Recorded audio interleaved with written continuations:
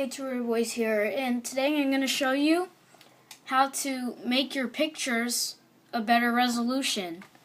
And this is for Windows. I will make a Mac one soon.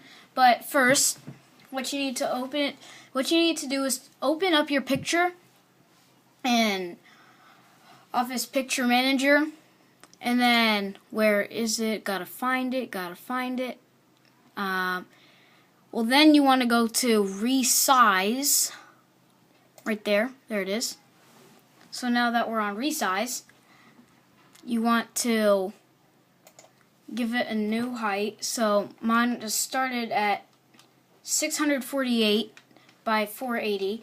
So let's just do 1,200. And that did actually make the picture look a whole lot better. So that's really it. Remember to like and subscribe. Thanks for watching.